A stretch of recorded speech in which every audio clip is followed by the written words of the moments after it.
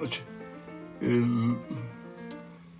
La clase pasada nos referimos a ventajas y desventajas y dijimos que no se trataba de un asunto técnico, porque la economía es un fenómeno histórico, espontáneo, que obedece a fuerzas, y estas fuerzas empujan, tienen una inercia, y sea cual sea el modelo que se aplique, estas fuerzas están siempre en el trasfondo, ¿no? También mencionamos que se trata de un proceso moderno de colonización, como el que se dio en el siglo XIX, o sea, una forma distinta de hacer colonización, porque se trata de obtener de los países pobres los recursos que requieren los países ricos para sostener el sistema. En este caso, estamos ante una situación en la que los países pobres ya no son países del siglo XIX, sino que tienen un vínculo con el resto del mundo que ha sido perfeccionado precisamente a través de los organismos internacionales creados por los mismos países ricos. Nos referimos ya antes a la Organización de Naciones Unidas, al Fondo Monetario Internacional, al Banco Mundial, a la Organización de Cooperación para el Desarrollo. Estos organismos se han encargado de que efectivamente las cosas sean diferentes ahora en los países pobres, de los cuales los países ricos extraen precisamente la riqueza que requieren. Y estos organismos han estructurado a nivel mundial formas de organización de las economías, tanto así que las políticas económicas que siguen los países afiliados a la ONU siguen prácticamente las mismas pautas de desarrollo, así le llaman, pautas de desarrollo, que en realidad son pautas establecidas desde allá que benefician a las economías de los países ricos, porque ellos no están pensando en convertir en ricos a los países pobres, sino en tenerlos como plataforma necesaria para la acumulación de capital, lo que decíamos de la acumulación de capital y de los costos en la competencia, ¿no? Se trata de abatir costos. Los países avanzados compiten entre ellos y compiten precisamente en el mercado con el mecanismo de los costos, ya sea por desarrollo tecnológico o sea también por manejo eficiente, se dice así, lo dicen ellos, de los factores de la producción, ¿no? Y aquí, para que sea efectivo esta estrategia, se requiere un manejo de los salarios tal que pueda garantizar a cada empresa individual resultados competitivos. También lo dicen ellos así. Entonces hay un continuo jaloneo, vamos a decirlo así, entre precisamente los salarios y el capital, ¿no? De tal manera que el capital busca siempre abatir salarios y los salarios buscan siempre la posibilidad de aumentar. Y aquí pues estamos hablando de los agentes económicos, los trabajadores y los capitalistas, ¿no? Si ellos están siempre en este estira y afloja, por supuesto que no tiene solución fácil el problema. Pero junto con esto aparece lo que ya comentamos también antes, que con salarios bajos el mercado no evoluciona. No evoluciona porque se requiere poder de compra de la población. Y los trabajadores son precisamente la población mayoritaria, que si tiene ingresos adecuados puede ser mercado efectivo para absorber la producción que se está lanzando por las empresas que han aplicado tecnologías competitivas para establecer predominancia en el mercado a través de los precios. Bueno, pues esto, si lo analizamos uno por uno, vamos a ver que siempre habrá un tropiezo en la intención de mantener precios competitivos por una parte y por la otra precios que garantizan mayores ganancias. Y en este caso, haga lo que haga, el sistema siempre volverá a caer en la misma situación.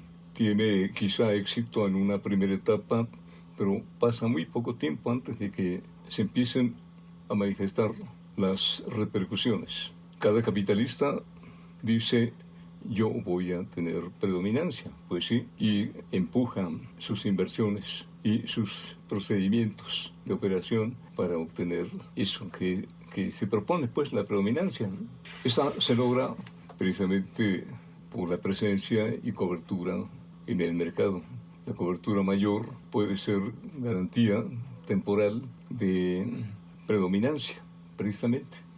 Bueno, pues esto es un rasgo que se tiene que considerar a la hora de analizar el neoliberalismo, porque es lo que se pretendió al romper fronteras de los países y establecer un flujo regular, continuo, sin trabas a todo el resto del mundo. Pues se suponía que iba a durar mucho tiempo, ¿no? Pero precisamente este debilitamiento de las economías pobres, precisamente por la fuerza de los capitales de los países ricos, impide que esto sea permanente, ¿no?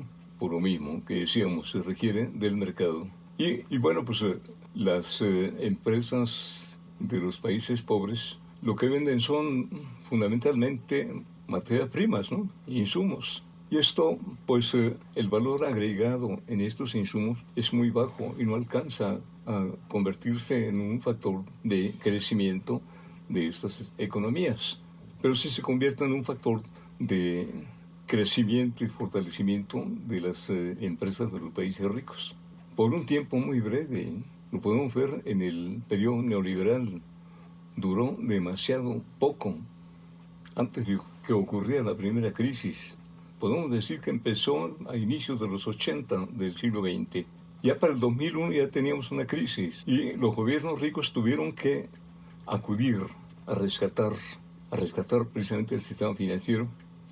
Se vuelve a presentar más fuerte en 2008 y vuelven otra vez los gobiernos ricos a inyectar recursos líquidos a la banca internacional para evitar una catástrofe financiera de consecuencias irreversibles, ¿no? Bueno, se endereza tantito y vuelve otra vez el problema de la caída del ritmo de acumulación de capital de estos países, pero los países pobres, pues bueno, la mayoría están endeudados, muy comprometidos al cumplimiento en tiempo y forma de los compromisos de pago, y tal parece que están trabajando solo para estar pagando deudas, ¿no? Y pese a que se les implantó un sistema para que sus gobiernos gasten lo menos posible, de cualquier manera, eso que queda no alcanza a ser el mercado que requiere la oferta de bienes y servicios de las empresas grandes de los países ricos. Bueno, podemos ver que hay aquí una vorágine de eventos que en apariencia no tienen solución más que de manera temporal. Bueno, pues en todos los casos vemos que el Estado está participando en la economía.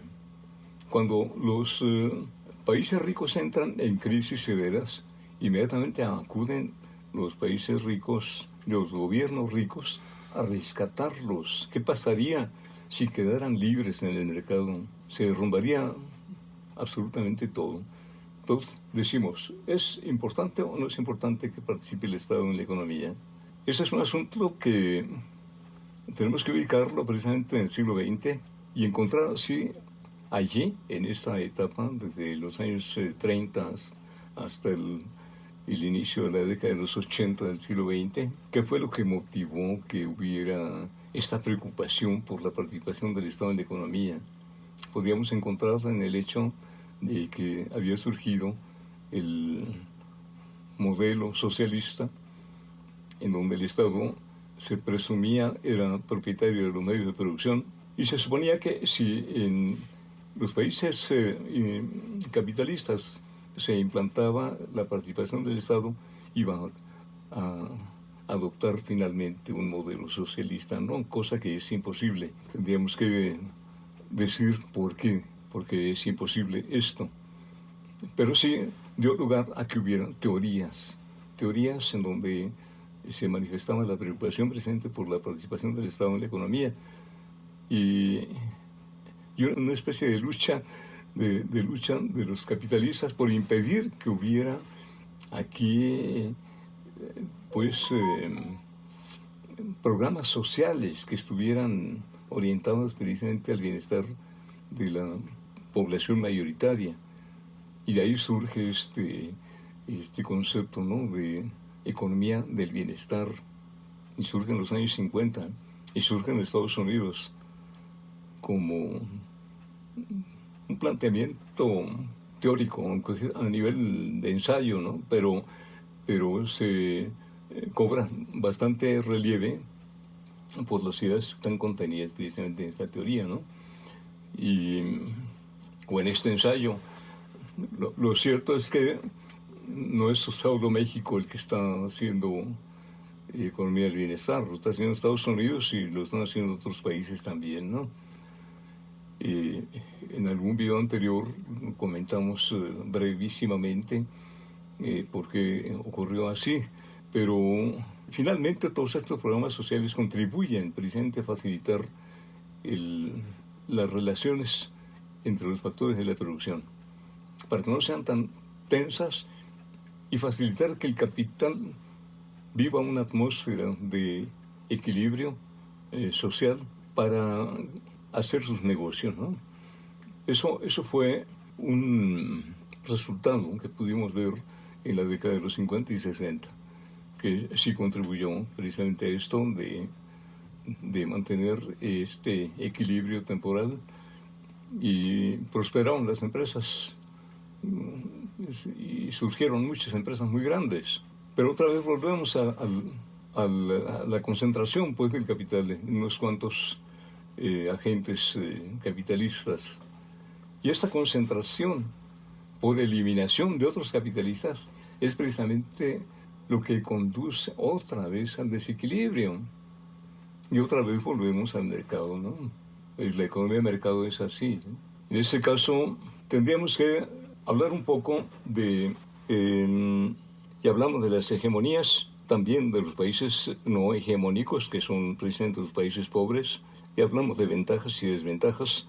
Hay mucho que decir todavía de todo esto, pero así, en grandes rasgos, tenemos el apunte para la siguiente clase, poder abordarlos y ir amarrando todos los conceptos, de tal manera que al final tengamos una idea un poco más clara, ¿no?, de toda esta problemática de la participación del Estado y el neoliberalismo. Es útil tenerlos en la balanza, los dos conceptos, ¿no? Pero hay que verlo, pues, a la luz de que no es exclusivo de un país o de México en particular, ¿no?, sino que es el sistema completo. Necesitamos ver el sistema completo e incorporar a México allí en el sistema, de tal manera que se vea con más claridad el carácter espontáneo de todo el proceso, ¿no? Y no como ese modelo que tiene ventajas o desventajas, ¿no?, sino cómo van apareciendo los elementos que componen cada periodo, cada etapa, ¿no? Bueno, por lo pronto esto es todo por hoy. Muchas gracias, buena noche.